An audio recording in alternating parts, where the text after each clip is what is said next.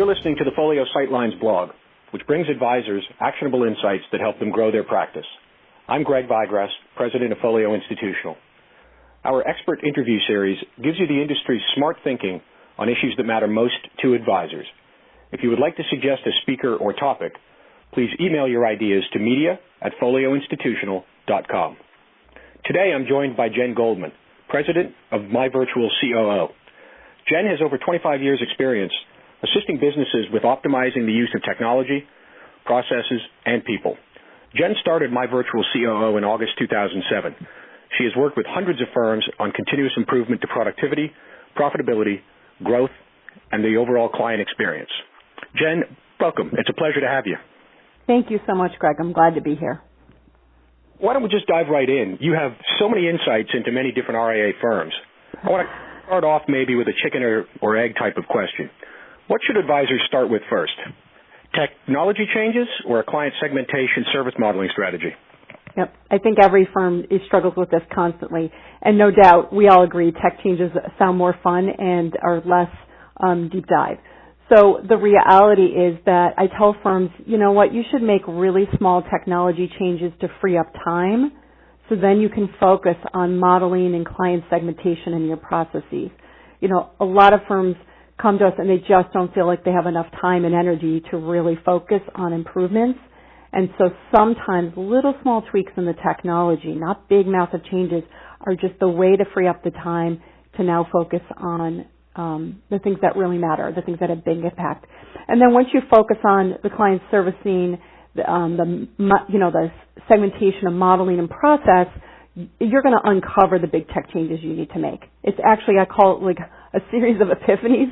So as you go through that exercise of really looking at how you operate and maybe how you onboard a client and so forth, those big tech changes are going to jump right out at you, which is going to be a lot easier to handle.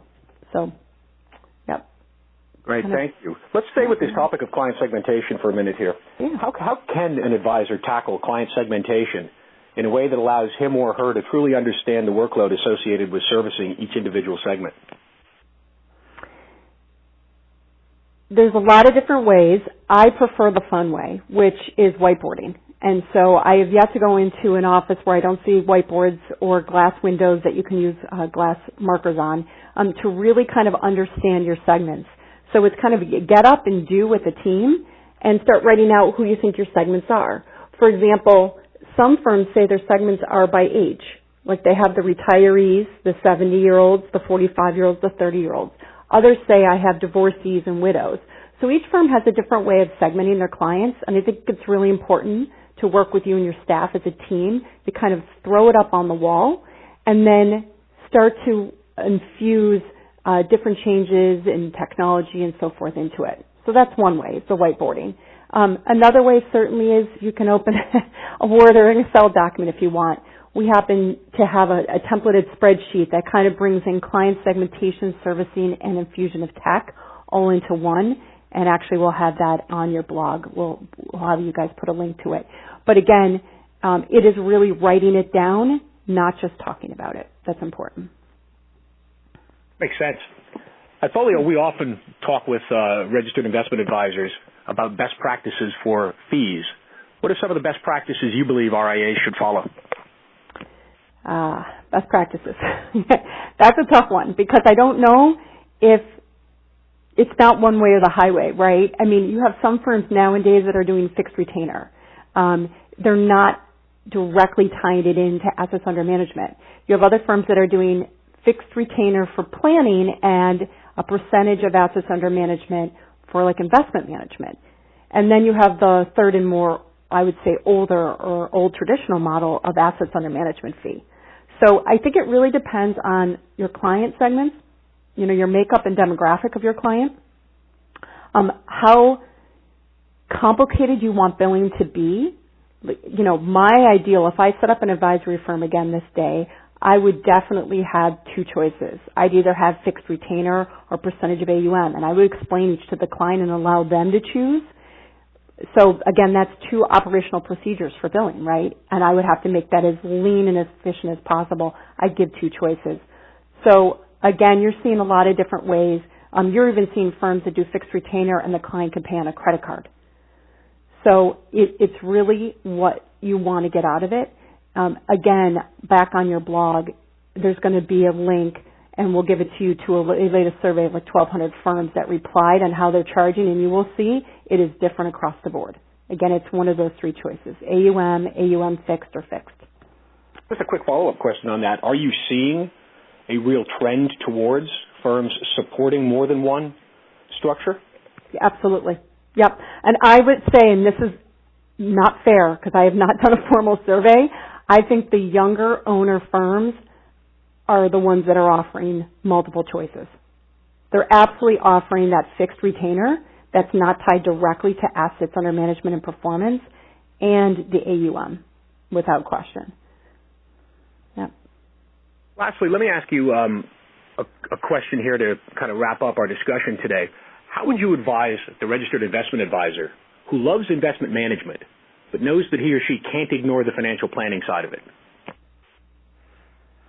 It's a tough one because that's their love, and I appreciate that. And it's uncomfortable learning something new. You know, we become older dogs in this industry, and so having to learn that planning-centric mantra when it doesn't feel right even for you is not something easy at all. So first of all, you have to understand why I am coming from that angle and saying that I think planning centricity is important.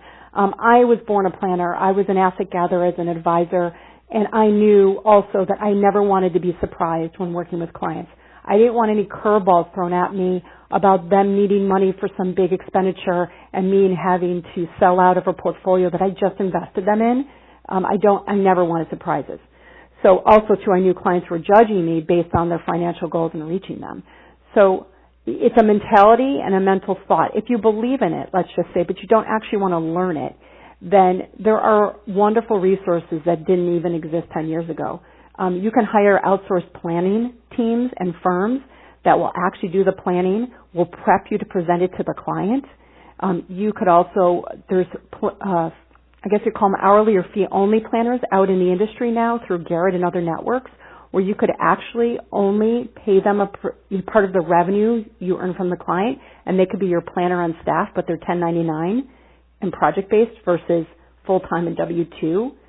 So there is a way to bring planning in without you having to learn all aspects of planning. And again, that's using like a 1099 planner, an outsourced planner, and so forth. But again, I do think, I know there's a lot of talk about it, but the reality is this is the way to be very comprehensive with your clients, know everything going on, and actually adding more value to them than just an investment performance report. I think our experience has been similar in terms of seeing more opportunities to work with third parties to provide expertise where you may not have it. Yep, absolutely. We go back, right?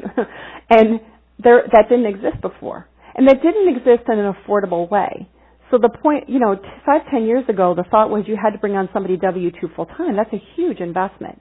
So the fact that you now have these outsourced planners, and they're not only just a one-man shop, they're now teams of planners that are outsourced and you use as you need. It's just a wonderful resource to go to. And frankly, let's be honest, they're going to bring more to the table than just the planning.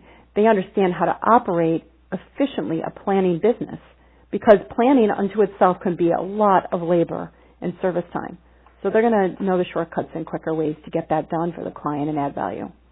So, we're lucky the industry has evolved, which is great. It's definitely evolving. Jen, it's been an absolute pleasure speaking with you today, and you've provided some very valuable insights. Sure. My pleasure. If you'd like to receive more insightful tips about growing your business, sign up for Folio Institutional's blog at info.folioinstitutional.com/blog. Neither Folio Institutional, its parent, Folio FN Incorporated, or any sister companies have a contractual relationship with today's speaker or her firm. Folio has not compensated our speaker in any way for this interview.